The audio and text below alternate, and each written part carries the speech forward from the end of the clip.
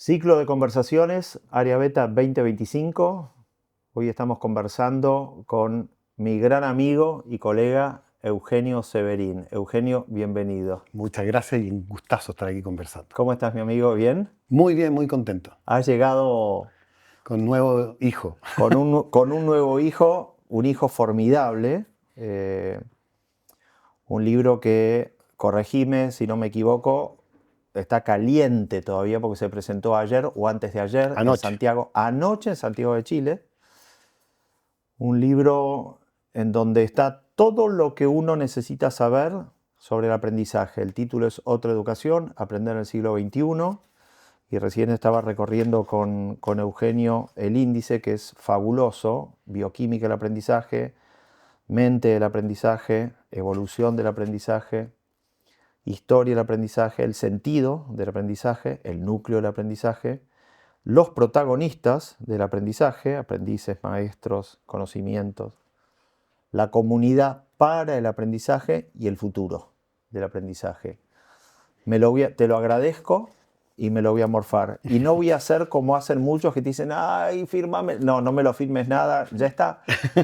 Tiene tu huella digital, ¿entendés? Entonces, y lo voy a dejar acá, en esta pilita de textos que hay que nos inspiran y que más son testimonio de esta conversación y de este encuentro. Siempre sonriente, vos paciente, generoso, siempre bien dispuesto, activo. ¿Cuál es la pastilla que tomas? ¿Cuál es la fórmula, Eugenio? ¿Por qué estás siempre así? Mira, Es una pregunta de amigo a amigo, ¿no? No, mira, fíjate que te voy a contestar volviendo a lo que pasó anoche en la presentación del libro. Dale. Que es que, y que lo comentaron las personas que estuvieron ahí en la presentación, en el panel de comentaristas, y es porque yo tengo mucha esperanza. Yo creo que las cosas, uno tiene un riesgo en los tiempos que vivimos, que son tiempos complejos, que son tiempos de mucha incertidumbre, que son tiempos de colapso también, de muchas de las certezas que tuvimos durante mucho tiempo. Pero a mí me mueve la esperanza. Yo estoy seguro que cuando uno revisa la historia humana, la evolución, las ideas con las que hemos ido construyendo lo que hemos construido, uno descubre que el espíritu humano es muy fuerte, es muy potente, es capaz de cosas maravillosas. Y también somos capaces de cosas horribles también. Y creo que a veces perdemos la perspectiva porque las cosas horribles son muy visibles. Claro. Pero la mayoría de las cosas que pasan todos los días en las casas, en las calles, en los hogares, en las familias, son cosas buenas. Nos pasan cosas muy lindas, hacemos cosas muy importantes los seres humanos, construimos comunidades. Y sí, nos distraen dirigentes políticos o de otro tipo que hacen barbaridades y que de repente copan la agenda de la conversación. Claro. Pero creo que eso nos puede hacer perder de vista que la mayoría de los seres humanos, la enorme mayoría de los seres humanos, la enorme mayoría del tiempo está haciendo cosas maravillosas. Sí, y esto que me estás diciendo, no es de ahora, en vos, y me consta. Yo recuerdo que apenas arrancó la pandemia, año 2020, que yo hice un ciclo de entrevistas en vivo por Instagram, unos vivos en Instagram, y charlamos. Y vos, aún en ese contexto de incertidumbre masiva, ¿no? Y de incertidumbre global, en donde estábamos transitando algo inimaginado en la escala en la que se estaba produciendo, digo, más allá de quienes perdían familiares y eso, y así todo estabas alcanzado por este sentir, ¿no? Sí, y mira, lo toco en el último capítulo del libro. Hoy día hay varios pensadores muy importantes que lo que dicen es que estamos viviendo, como digo, este tiempo de colapso en el que las respuestas que nos dimos como sociedad y que nos trajeron aquí, tengo mala memoria para los nombres. Hay un pensador muy interesante que dice que las sociedades humanas han colapsado varias veces en la historia y colapsan cuando la demanda energética para sostener la vida actual no alcanza, y entonces produce crisis ideológicas, crisis de mucho tiempo. Claro, energía en un sentido amplio. En un sentido amplio. No solo energía eléctrica. También en la energía productiva, digamos, pero toda la energía. Y lo que ocurre en esos momentos de colapso es que las respuestas que teníamos a los problemas dejan de ser respuestas y el sistema se empieza a caer. Y es lo que estamos viendo hoy día con la crisis de la democracia en muchos de nuestros países, la crisis económica, la crisis medioambiental, por cierto, la crisis de la natalidad y las migraciones. O sea, estamos viendo ese tiempo de colapso. Y lo bonito de eso, uno que siempre ve el lado amable, es que a mí me gusta mucho una cita de Hannah Arendt que dice que solemos creer que las revoluciones son el resultado de un grupo iluminado que con una nueva idea conquista los corazones y las mentes de los demás. Y Y dice desplaza, que no es, claro, y desplaza lo anterior. y desplaza lo anterior. Y dice, no es así. Lo que dice la historia, nos dice Arendt, es que los sistemas colapsan Claro, y las revoluciones triunfan en las ruinas del sistema anterior. totalmente.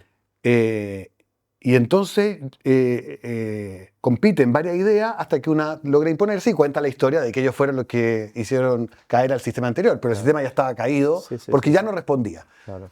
Y a mí esa lectura me gusta mucho porque creo que refleja algo de lo que estamos viviendo hoy día como colapso, pero también dice que entonces hoy día estamos poniendo las semillas de lo que va a ser la próxima fase humana. Ok, pero no estás, es interesante porque no estás negando colapso ni estás negando el caos sistémico. Claro. Digo, y tampoco estás negando que eventualmente estemos parados en el medio de algo que se está arruinando globalmente. Así es. Sin tener claro, bueno, finalmente cuáles son esas nuevas ideas. Vamos a hablar un poquitito de la época.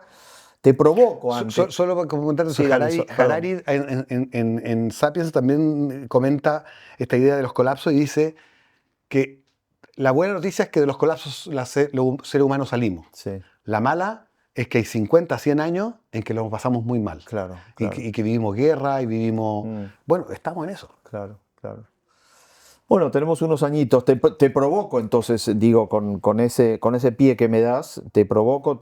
Has venido acá no solo a conversar con nosotros, sino que te has venido a participar de un conversatorio. ¿No sentís de a ratos que siempre llevamos este esfuerzo y este optimismo a lugares en donde compartimos, animamos, empujamos y uno no ve mucha transformación en esos lugares?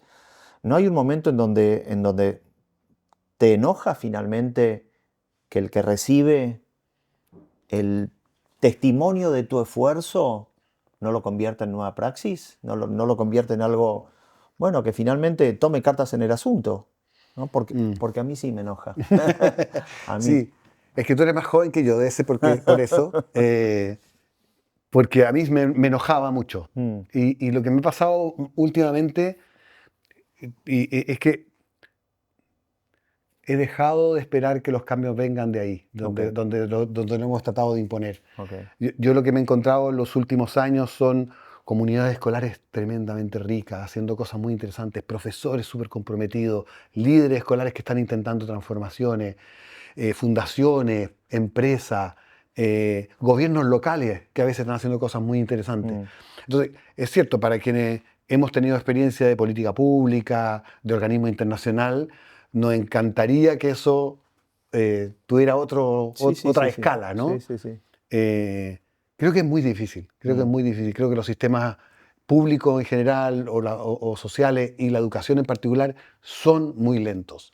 Se mueven a una velocidad irritantemente lenta y por lo tanto lo que tenemos que hacer hoy día, creo, es cómo ayudamos a que eso que está floreciendo en muchas comunidades, en muchos esfuerzos individuales, en muchas instituciones que están apoyando eso, cómo le damos aire, cómo le damos espacio, cómo le damos visibilidad. Claro, primero que encuentren vasos comunicantes entre ellos, ¿no? Sí, para que no se apaguen, porque pueden ser cosas que iluminan en un momento determinado, pero...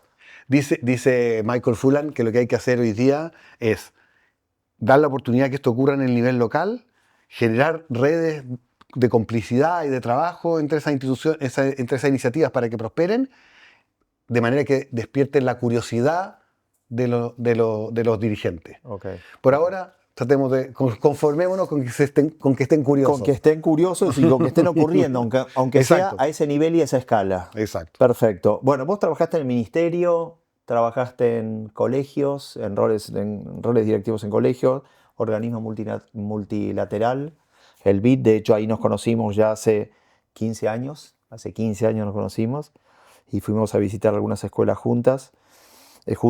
Después fuiste emprendedor, directivo, consultor internacional. Digo, Qué viejo estoy, ¿no? No, ¿cómo te definís? ¿Cómo te definís? ¿Un insaciable, un todoterreno, un educador que juega en el puesto que le toque? Hoy día, no sé, un aprendiz curioso. Aprendiz curioso. Yo creo que, a propósito de lo que hablábamos al comienzo, es tanto lo que está cambiando, es tanto lo que se está moviendo, inteligencia artificial, robótica, estas crisis de las que hablábamos, que yo tengo la sensación de que vivimos un tiempo de mucho aprendizaje, de abrir los oídos, de abrir el corazón, de abrir la cabeza, de escucharnos más. Vivimos tiempos además de mucha intolerancia, de mucha adversidad a todo lo que es muy distinto, a todo lo que suena de polarización. Entonces creo que el testimonio que podemos dar quienes somos, que nos creemos educadores y nos enamorados de la educación, es justamente esta oportunidad de esto, de conversar, de escucharnos, de aprender de otros, de aprender de otros contextos. Creo que es lo que me mueve hoy día. Así que un aprendiz empedernido. ¿Qué te dejó cada una de estas experiencias? ¿Qué te dejó el ministerio, además del entendimiento de ámbitos distintos del quehacer de la educación? Digo, es distinto lo que se puede hacer desde un multilateral que desde tu clase, y ya vamos a hablar de tu clase. Mira, dos cosas. Déjame decirte una que más directa de mi experiencia en el ministerio, y es la sensación de que cuando uno está en estos puestos, tú también estuviste en un puesto similar al mío, la sensación de que cuando uno está adentro, cree que todo está ocurriendo ahí adentro. Claro. Y cuando uno sale, se da cuenta que en realidad el 90% de la gente y de la iniciativa y de las cosas que estaban pasando no tenían nada que ver con lo que uno estaba haciendo, y creo que ese ejercicio de humildad, de darse cuenta que incluso en el más encumbrado cargo en el que uno pueda estar, siempre está haciendo un aporte que es bien marginal. Está bueno eso que decís, porque eso cuando salís te atempera un poquitito para exigirle ese lugar que haga. Exacto. Digo, y te carga en algún lugar como queda un vacío de, bueno, resulta que entonces vos no sos encargado de eso, entonces yo debo tener algo de culpa también, y algo de responsabilidad tengo que tener, aunque no esté ahí. ¿Entendés? Y eso es lo segundo que justamente lo segundo que te iba a comentar, que es que hace poco estuve en un taller de una agencia sobre incidencia pública. Entonces decía, bueno, ¿cómo vamos a incidir para que la política pública vaya en cierta dirección? Entonces hablaban de estrategias comunicacionales, de usar las redes sociales, de generar redes y reuniones, en fin. Y a mí me pasó cuando estaba en esa reunión que decía que ese tipo de estrategia asume dos cosas que son muy peligrosas. Una, que los que no estamos en el gobierno hoy día somos súper inteligentes, sabemos exactamente lo que hay que hacer, tenemos todas las soluciones, y lo que tenemos que hacer es convencer a estos imbéciles que están en el gobierno que hagan lo que nosotros ya sabemos que tienen que hacer. Y se nos olvida que nosotros antes estuvimos ahí, ¿no? Y no lo hicimos. Y lo segundo que ocurre es que se nos olvida que cuando las personas están, o hemos estado en esas canas, están llenos de restricciones, están llenos de fricciones, están llenos de tensiones que son muy difíciles de resolver.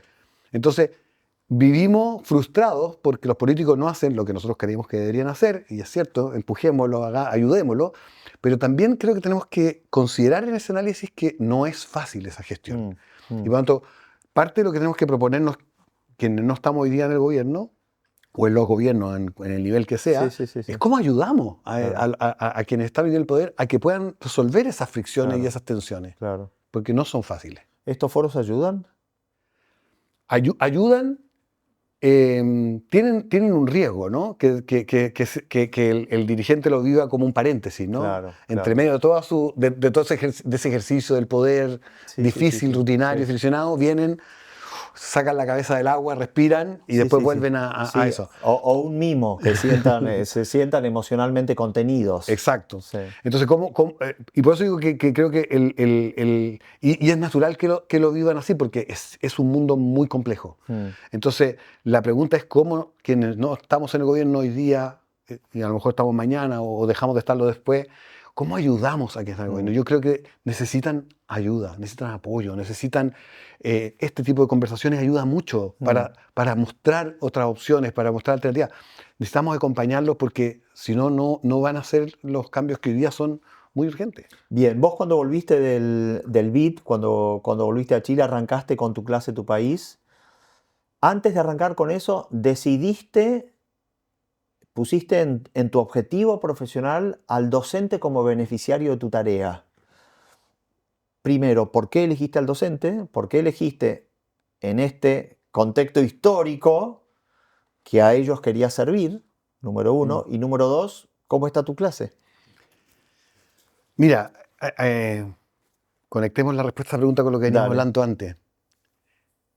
Yo creo que a propósito de este momento de colapso, de crisis y de los tiempos que la humanidad demora en resolver estos tiempos de colapso y crisis, yo creo que el colapso y crisis que estamos viviendo hoy día no lo van a resolver ni los ingenieros, ni los científicos, ni los abogados, ni los políticos, lo van a resolver los educadores. ¿Estás convencido de eso? Hoy día tenemos que formar a la humanidad que va a resolver estos problemas en 20 o en 30 años más. Te entiendo. Son los chicos que están hoy día en la escuela, niños y niñas que hoy día están en la escuela, los que van a finalmente encontrar esta nueva síntesis y esta forma distinta de organizarnos que va a abrir un nuevo ciclo humano. Y entonces la pregunta, el desafío precioso que tenemos hoy día los educadores y enamorados de la educación, es preguntarnos qué valores, qué principios, qué conocimientos, qué competencias vamos a crear, vamos a permitir que desarrollen los estudiantes que hoy día están en la escuela para que construyan un mundo mejor que el que hicimos nosotros. Claro. Ellos, entonces, hoy día el mundo yo creo que está en manos de los educadores y por eso Tu clase, tu país siempre se pensó para trabajar en acompañar a los educadores de manera que propongan esta experiencia más rica. Cuando hablo de otra educación, hablo de eso. Cómo creamos de la escuela un lugar de acogida, de consolación, de sanidad, de cordura, de respeto de la diversidad. Porque en esa escuela estamos creando esa sociedad que vamos a hacer mañana. Contame el estatus, ¿cómo está tu clase ahora? ¿Qué es lo que está pasando distinto o particular de este momento que quieras compartirnos? A ver, dos cosas. Uno, tú sabes que estas organizaciones siempre viven, cuando nos propusimos tu clase, nosotros dijimos vamos a crear una organización que viva de lo que hace, ¿no? Y por lo tanto que sus ingresos dependen de la calidad de nuestro trabajo, de lo que hacemos. Nosotros no tenemos donante, no tenemos fundador. Sí.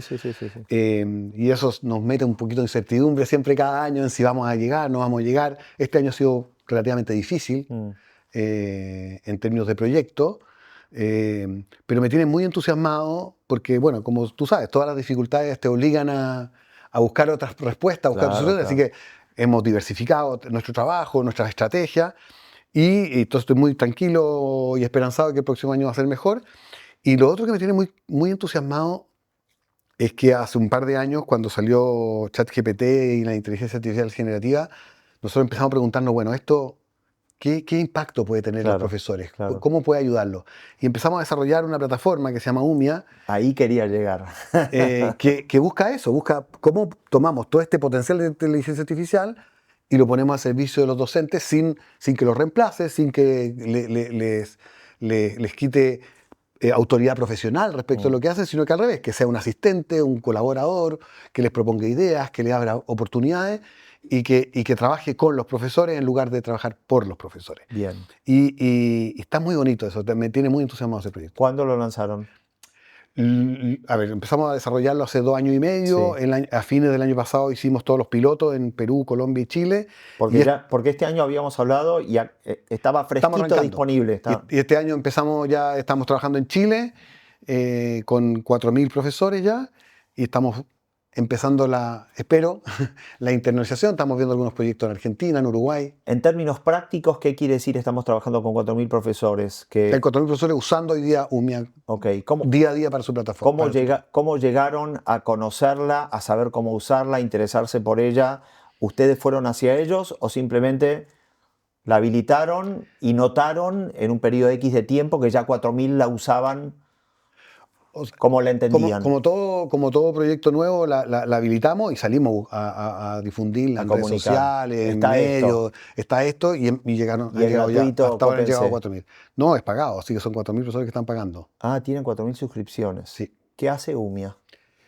UMIA busca acompañar a los profesores en la solución de tareas del día a día. Entonces tiene 5 categorías. Una se llama UMIA Plan, que es para que los profesores hagan planificación de sus clases con distintas metodologías, aprendizaje basado en proyectos, pensamiento de diseño, unidades temáticas, clases activas, en fin, planificación. La segunda es recursos para el aula y el trabajo de los estudiantes. Entonces los profesores pueden crear juegos, guías de aprendizaje individual o grupal, tarea para las casas, en fin. La tercera categoría es evaluación, y pueden crear instrumentos de evaluación, pruebas, rúbricas, tickets de salida de una clase, etc. La cuarta categoría es comunicación, para que crean reportes y mejoren sus comunicaciones con la comunidad. Y la quinta, que a mí me encanta, es desarrollo profesional, que es un chat experto que hemos entrenado con conocimiento pedagógico, de manera que los profesores puedan autoformarse conversando con un chatbot experto en educación. Un divague, un divague divino, pero un divague Exacto. divino muy de época. Exacto. Okay. Y lo que acabamos, acá estamos sacando ahora una versión nueva que me tiene también súper entusiasmado, porque nos encontramos, lo bonito de estar esto trabajándolo con profesores en tiempo real, es que uno va escuchando ideas, peticiones de los profesores, y una cosa que pasaba es que, a pesar de que nosotros en el formulario, que es lo más simple posible, le pusimos los campos para que los profesores agregaran información propia de su contexto, de su escuela, de su estudiante, de manera que la respuesta de la inteligencia artificial fuera más pertinente. Los profesores decían, mira, sigue saliendo algo genérico, etc. Entonces lo que hicimos es que ahora le agregamos que una vez que el profesor obtiene un resultado, una planificación, una comunicación, un informe, lo que sea, puede chatear con su propio trabajo. Entonces puede decir, mira, esta planificación que me hiciste me encantó, pero ajustamela porque tengo 2 estudiantes TEA. Ajustamela ahora porque estoy en una zona rural o quiero trabajar con tablets o lo que sea. Entonces el profesor, chateando con UMIA, va mejorando su planificación hasta que sea exactamente lo que necesita. Tremendo. ¿Pensaron originalmente en el diseño original estas 5 funcionalidades o se van agregando y tienen otras en evaluación que eventualmente se los agregarán? Me encantaría contarte la historia de que un día yo en la ducha tuve una visión y vi esta aplicación, vi todas las funcionalidades. Y te caíste, te golpeaste. Y estamos avanzando en cumplir mi sueño. No es cierto, esto estamos descubriendo en el camino, como digo, con el trabajo de los profesores, en la escuela. Pero es que finalmente el testimonio es ese. El testimonio es, ¿sabes qué? No tengo ni idea, pero tengo que usarlo. No tengo ni idea, pero tengo que compartirlo. Y quiero probarlo. Y a lo mejor algunas cosas me las va a resolver bien, otras no tanto, pero está ahí y hay que aprovechar ese potencial que es enorme. ¿Qué información van procesando de esos 4.000 usuarios? Digo, ¿cómo están? Porque cada usuario, vamos a llamarle usuario, el docente, así sabemos de qué estamos hablando. Cada usuario de la herramienta genera su propio registro de su propia interacción y la herramienta se entrena para entender bien a cada usuario y para refinar la respuesta. Del costadito, ustedes, ¿qué tipo de lectura están empezando a hacer de cómo le están usando, de cómo... digo...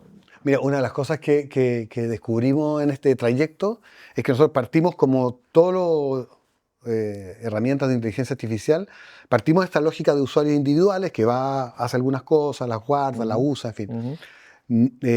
Lo que nos hemos ido moviendo en los últimos meses es a que sea una herramienta mucho más colaborativa y colectiva. ¿Qué implicancias tiene eso? Por ejemplo, cuando una escuela está trabajando con UMIA, los trabajos que hace cada profesor quedan en un banco de recursos compartidos. De manera que si tú hiciste una muy buena planificación, yo la puedo ver, puedo decir, me gustó esta planificación de Juan, la traigo a mi escritorio, la modifico, la ajusto porque yo tengo 2 estudiantes TEA o porque yo estoy en otro nivel, etc. Puedo aprovecharla. Entonces lo que estamos creando ahí es un patrimonio pedagógico que es de la escuela, no es del profesor individual. Pero cuando vos, usuario, creás tu propio diseño, ¿vos tenés la posibilidad de decir quiero que sea público o no? ¿O automáticamente se hace público y va a un pool colectivo?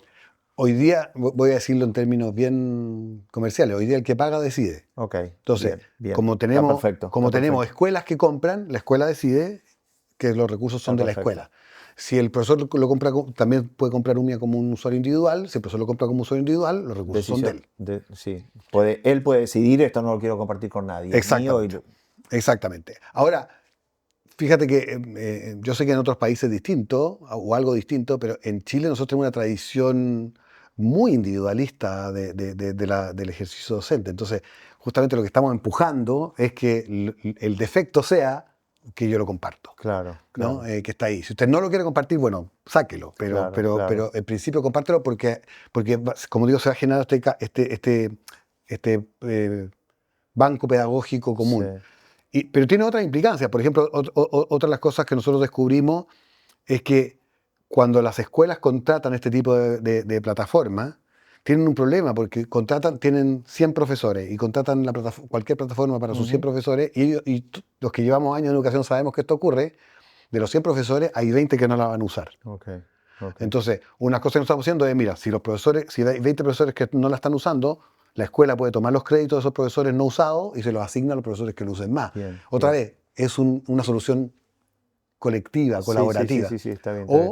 Y con esto llego a la primera parte de tu pregunta, toda la data es visible en la escuela. Entonces yo puedo saber qué profesor está desarrollando, qué tipo de recursos, en qué grado, qué tipo de recursos está usando, en qué nivel, en qué objetivos de aprendizaje está trabajando, está bien. de manera que también sea un instrumento de gestión pedagógica. Está bien todo eso validado en el momento que te contrata en la misma escuela, que dice, yo esto lo contrato no para que, sino para que lo miremos juntos. ¿Por qué encaraste un esfuerzo así de grande como escribir un libro hoy para este debate? ¿A quién se le ocurre eso? ¿A quién se le ocurre eso? Digo, y la pregunta, porque yo me la hago mucho también, yo tengo libros acá y yo he escrito y una pregunta de fondo es, más allá del disfrute de hacerlo y del disfrute de poder concluir una argumentación y una secuencia de argumentaciones que ilumine a alguien, más allá de eso es un esfuerzo, volviendo a lo que decías al principio de la conversación, somos especialistas en administrar energía y la humanidad es especialista en administrar energía y cuando esa energía... Cuando hay colapso de energía, colapsa el sistema. Bueno, esto es un esfuerzo que consume mucha energía. ¿Por qué? Mira, lo cuento ahí en el libro. Esto partió con una conversación en que nos preguntábamos y constatábamos la idea de que hablamos de aprendizaje en educación como si todos entendiéramos muy bien de qué se trata y además estuviéramos de acuerdo todos en qué consiste el aprendizaje. Y mi experiencia, y creo que la de muchas personas que trabajan en educación, sospecho que la tuya también, es que cuando uno escarba un poquito la superficie, descubre que no tenemos ni la total claridad acerca de qué significa aprender, cómo se ve el aprendizaje. Llega al magma. Y no estamos tan de acuerdo tampoco en qué consiste esto. Entonces, de esa pregunta partió la investigación. También me encantaría decir que yo tenía súper claro lo que quería decir en este libro y el trabajo fue construir el argumento para decir lo que quería decir. Esto partió honestamente de una pregunta. No sé qué definición de aprendizaje hoy día es la correcta, la apropiada, la actualizada. Claro. Y entonces empecé investigando y me metía, bueno, por supuesto dije, bueno, neurociencia. La neurociencia tiene algo que en los últimos 30, 40 años el avance de la neurociencia ha sido Disparate. impresionante. Década del 90 en Estados Unidos, el entendimiento del cerebro vuela por N. Y eso no está en la escuela de pedagogía, no está en la reflexión en la formación que tuvieron muchos de nuestros docentes que hoy están en la escuela. Y no porque eso se tiene que convertir en formación docente en lugares muy conservadores. No, y fíjate que hace un par de semanas salió en Chile un estudio que hizo una universidad, la Universidad Diego Portales, en que revisó las mallas de formación docente de todas las universidades de Chile para saber cuál era el porcentaje de atención que tenía en la formación de los docentes la neurociencia y la psicología cognitiva. 3,7%. Ay. O sea, si nuestros educadores no entienden cómo funciona el cerebro, cómo funciona el aprendizaje, cómo funciona la psicología cognitiva, que es esta descripción de lo que yo llamo el sistema operativo del aprendizaje, claro. Si no es parte esencial de su formación, es muy difícil que puedan hacerlo. En el lanzamiento, una persona de los comentaristas decía una cosa maravillosa. Decía, los profesores tienen una tarea que es titánica. Tienen que trabajar simultáneamente cambiando el cerebro y el corazón de 40 personas que tienen al frente sin tocar ese cerebro y ese corazón, sin verlo. Simplemente desde el conocimiento y desde la creación de un vínculo de confianza con ellos. Entonces, esa es una tarea titánica y el libro lo que me ayudó, me acompañó fue, como digo, a tratar de responder esa pregunta. Los primeros 5 capítulos no, de hecho, cuando lo leían mis lectores previos, me decían que les costaba escuchar en los primeros 5 capítulos mi voz. ¿Qué es lo que yo estaba tratando de decir? Y la verdad es que no estaba tratando de decir nada, estaba escuchando. Claro. Estaba escuchando qué dice la neurociencia, qué dice la psicología cognitiva. El tercer capítulo es qué dice la antropología y la historia de la evolución. El cuarto capítulo es qué nos dice la historia, cómo lo han resuelto distintas sociedades, esta pregunta por el aprendizaje. Y el capítulo 5 es la filosofía y la ética, cómo han buscado una respuesta acerca del sentido del aprendizaje. O sea, una vez que lograste hacer... Una síntesis de eso. Claro, una síntesis organizada y con una categorización conveniente en donde esto va para acá, acá escuchen a este, descarten todo lo... Una vez que hiciste eso, empezaste a hablar vos. Exactamente. Entonces la segunda parte ya tiene más mi voz de decir, bueno, entonces ¿cómo lo hacemos? ¿Cómo nos organizamos? Fíjate que una de las cosas preciosas que me pasó fue descubrir que si uno mira la historia de toda esta trayectoria humana en torno a la educación, la educación siempre ha tenido 4 finalidades. La primera es conocernos a nosotros mismos, descubrir quiénes somos, cuál es nuestro carácter, nuestra identidad, construir nuestra identidad. Así defino yo la educación. Sí. La educación es primero autoconocimiento. Exactamente. Y después vínculo con entorno. Bueno, la segunda finalidad que ha tenido históricamente la educación es vincularme con otros. Es descubrir la diversidad, el valor, aprender a comunicarme, a colaborar, a construir juntos, a vivir juntos, ¿no? La tercera finalidad que ha tenido históricamente la educación es actuar en el mundo. Claro. Generar conocimiento y habilidades que me permitan conformarme, que eso quiere decir entender que soy parte de una sociedad, de una cultura, que hay normas, y transformarme, de manera de hacer que las cosas sean distintas. Y la cuarta finalidad es aprender a seguir aprendiendo siempre, ¿no? Generar en mí las habilidades que me permitan ser flexible, abierto, crítico, y por lo tanto estar... Lo bonito de eso es que esto que suena súper contemporáneo, etcétera, es lo que ha venido ocurriendo desde que estamos sobre la Tierra. Es lo que hicieron las abuelas frente al fuego en las cuevas de la prehistoria, es lo que hicieron los griegos, lo que intentaron los romanos, lo que intentaron la Edad Media. La educación industrial estandarizada que hoy día tenemos es una educación muy reciente, de 150 años. Y que además cumplió un rol muy valioso, muy importante. Permitió ampliar la cobertura, llegar a estudiantes que no teníamos cómo llegar. Lo que sostengo en el libro es que esa educación industrial estandarizada que jugó un rol está agotada. Cumplió su papel y hoy día este mundo cambiante, incierto, en colapso, requiere otra educación. Maravilloso, qué interesante, Eugenio, qué lindo escucharte. Y empezaría ya en el libro, cosa que no puedo hacer. Hablamos bastante, o se habla bastante hoy en día de la dificultad que tienen los niños, digamos, los jóvenes, los aprendices, los alumnos que tenés en el aula, frente a la atención. La atención es una característica que está muy disputada y por lo tanto está, vamos a ponerlo en términos que se entienda lo que quiero decir, está algo dañada. Está dañada porque las pantallas, porque las redes sociales, porque los TikToks y por lo que sea. Al docente hoy le ves dañada con alguna equivalencia a la atención a como la tienen dañada los chicos, porque no solo el chico está inmerso hoy en un mundo digital, vos estás inmerso en un mundo digital, yo también, yo tengo mis redes sociales, mis 7, 8 perfiles abiertos de redes sociales, por lo mismo, es una estadística global, cuando vos mirás la estadística, cuántos perfiles activos de redes sociales tiene la población mundial que accede a Internet, que son solo 6.000 millones de personas, hay 6.000 millones de personas que acceden diariamente a Internet, y tienen en promedio 6, 7 redes sociales abiertas, con lo cual el problema de la atención, en principio, por todas esas estadísticas, no es solo de los jóvenes, sino de todas las edades. ¿El docente tiene así dañada la atención hoy, en esta época? A ver, 2 cosas. Lo primero, la atención, por supuesto, en el capítulo de neurociencia y de psicología, está sin atención no hay aprendizaje, punto. O sea, si yo no logro que tú me pongas... De Heine básico, sí. O sea, si no pongo que tú me escuches, no hay ninguna posibilidad que yo te pueda enseñar algo. Sin atención no aprendemos. Los seres humanos vivimos tensionados por la atención. Tú sabes que nuestros sentidos están captando toda la información, la temperatura, el ruido, todo lo que está ocurriendo, el 99%...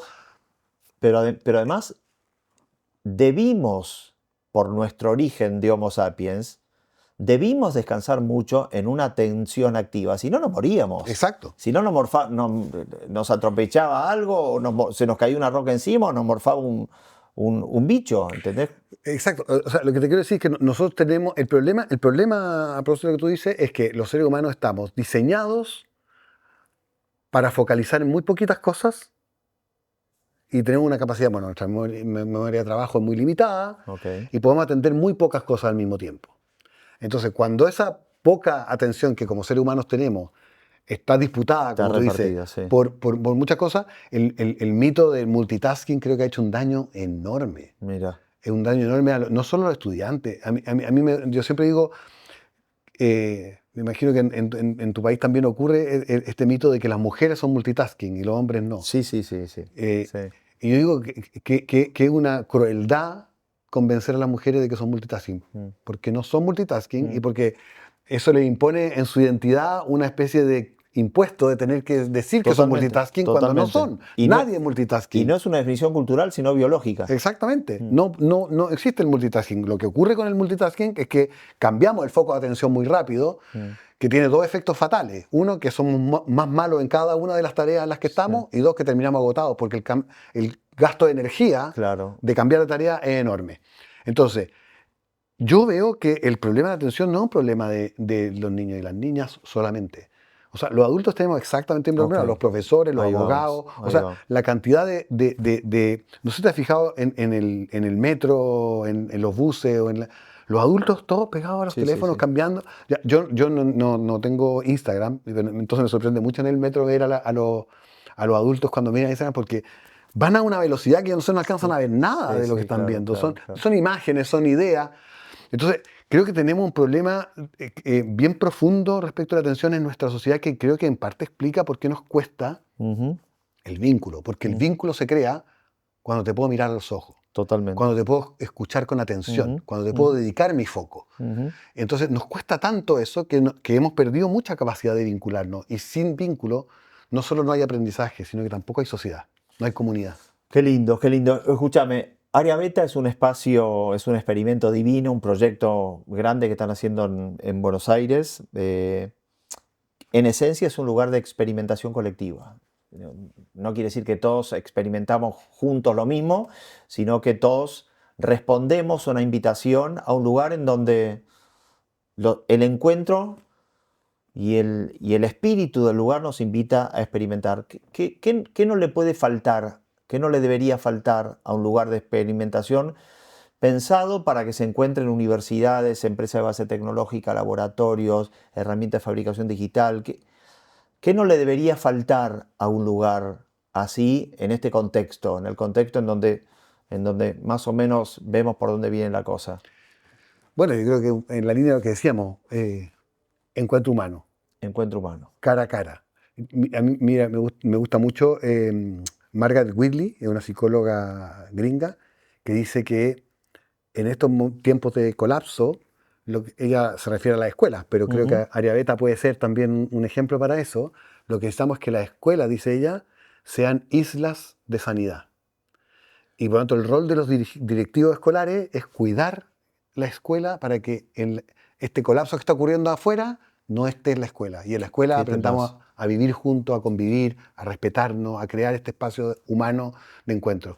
Creo que Área Beta, si puede convertirse también en una isla de sanidad, qué lindo eso, qué lindo concepto, porque además es sanidad neurocognitiva, no es sanidad que no te resfríes. Exacto. ¿No? Es sanidad de anticuerpos, de sentirte cómodo con tu propia identidad, con tu proyecto de vida. De sentirte conectado con otros, de sentirte en consonancia con lo que estamos haciendo, de compartir propósitos. Eso es lo que nos hace humanos. Tiene el lugar un manifiesto en donde está expresado un propósito que es como el grito de guerra, ¿no? Es como, ¿no? parado en el vértice de la historia. La verdad que es un grito de guerra muy, muy interesante. Desde este lugar, lo que creemos y lo que nos encantaría que pase es un lugar físico, digo, no solo es un diseño conceptual, Área Beta, sino que es un lugar físico de encuentro, con lo cual tiene el rasgo ese que vos marcás. En ese lugar esperamos que exista acción de prototipación. Y el prototipo, a vos te interesa mucho el prototipo como entendimiento de acción práctica. De hecho, y ejercicio de aprendizaje. Y ejercicio de Prototipamos aprendizaje. porque no sabemos justamente cuál es la solución final. De hecho, ¿te acordás? En algún momento conversamos con ONGs en Santiago por este tema, justamente ONGs dedicadas a educación, cómo podrían llegar a multiplicar el impacto de su práctica si sistematizasen pensar en prototipos, porque un prototipo bien pensado, bueno, después es extensible a un lugar mucho, mucho más lejos que el lugar que lo pensaste originalmente. Así que la acción de prototipar está pensado que ocurra acá también, y veo que vos en tu clase estás todo el tiempo prototipando. Es precioso porque además es asumir que nosotros somos prototipo de quien queremos ser. Claro, ¿no? claro. Estamos probando, estamos aprendiendo, estamos descubriendo. Así que eso es lo que nos hace humanos, es descubrir que estamos en proceso de permanente humanización. Las herramientas, vamos terminando, nos vamos quedando sin tiempo, no quiero abusar de vos porque más hoy has viajado y has dormido poco. Todas las herramientas que van apareciendo, que son herramientas que nos llaman la atención, digo, UMIA es una herramienta, digo, pero son herramientas de movimientos subterráneos, ¿no? La robotización, herramientas de inteligencia artificial, realidad virtual, Internet de las cosas, blockchain, son todas herramientas, pero que nos hablan de un mundo que abajo está. ¿Cómo tenemos que interpretarla desde nuestra práctica? Como ruido creativo, de algo que está ocurriendo, y tomarlo como que, bueno, como que esta época es con ruido, y es con ruido creativo, y es inevitable que sea una época ruidosa y tensa, o tenemos que convertirnos en unos usuarios expertos para desde ahí pararnos y contar lo que suponen o lo que proponen. Te propondí una tercera alternativa. A ver. Lo primero, yo creo que tenemos que tomar conciencia de ese ruido, Sí. es porque está ocurriendo, y creo que tenemos que mirarlo con curiosidad. Ok. Tenemos que mirarlo con curiosidad porque no sabemos a dónde va. Tenemos que mirarlo además porque si no lo miramos va a ocurrir igual. Está bien. Y entonces tenemos que estar alerta porque aquí hay intereses, conversábamos hace un rato esto de que la idea de que la salvación va a ser una nave que lleve a seres humanos a Marte, ¿no? Esto de Elon Musk. Y en el libro me río de eso y digo, bueno, si eres uno de los 10.000 que caben en la nave, claro, fantástico, pero los otros 8.000 millones nos quedamos acá. Claro. Entonces, creo que tenemos que mirarlo con curiosidad porque no se nos puede pasar, porque no puede pasar por debajo del radar de los seres humanos, porque tenemos mucho que aprender de ahí y porque, como te digo, el desafío que tenemos es cómo aprovechamos eso. Hoy día no sé si tenemos que convertirnos en expertos porque no sé en qué tendríamos que ser expertos. Claro, claro. Pero sí tenemos que enfrentarlo con una pregunta muy, muy importante de fondo y es cómo esto nos ayuda a construir esa humanidad que queremos construir en los 50 años que vienen por delante. Muy bien, te iba a hacer una pregunta sobre el éxito, pero lo dejamos por otro momento. Muy filosófica, ¿no? Muy filosófica. Muy ¿cómo definís el éxito? ¿Qué es el éxito? ¿Qué sería el éxito de este libro? ¿Qué sería el éxito de UMIA? Porque primero pensaba, bueno, UMIA hoy tiene 4.000. ¿Cuál es un número que vos dirías, o la pegamos, o fuimos exitosos con UMIA? Bueno, 100.000, 1.000.000, todo es bueno. Mira, déjame decir, yo creo que el tema... que es un tema para mí filosóficamente profundísimo y clave en un momento en donde lo que antes te contenía está como desmoronado, y lo que antes te era referencia en donde ubicarte, entonces tenés que encontrar algo que te haga sentir exitosamente en paz. Exitosamente en paz. Fíjate que a mí me gusta mucho frente a este análisis, como digo, que lo tienen muchos pensadores, este análisis del momento del colapso y la crisis, etc. Me gusta mucho el trabajo que está haciendo Hartmut Rosa, no sé si lo has visto, No. un alemán, un sociólogo alemán, que a diferencia, trabaja en la misma universidad, en el mismo grupo que Byung-Chul Han, no me acuerdo cómo se pronuncia, este coreano, pero el coreano-alemán, que dice que la solución a nuestro drama está en la meditación, en volver al sí mismo, en volver a centrarse. Rosa dice otra cosa, dice la solución está en recuperar la resonancia. Y define la resonancia como la capacidad de encuentro con otros y con la naturaleza. A mí me gusta mucho eso porque creo que si uno mira todos los estudios sobre la felicidad que hay en el mundo, siempre el número uno que explica a las personas felices es vínculo, buenos amigos, cariño, relaciones, redes, sentido. Entonces, ese es el éxito. El éxito es si logramos o no logramos. Mira, este es el éxito. El éxito es que estamos sentados conversando. Por supuesto. Nada mejor que eso. Esto lo aloja todo, lo aloja todo. Querido amigo, bueno, agradeciendo muchísimo por tu trabajo, por tus conceptos, por el testimonio que das, que la verdad que es un testimonio maravilloso. Te pido una pequeña reflexión, un consejo final para los emprendedores tecnológicos, educativos.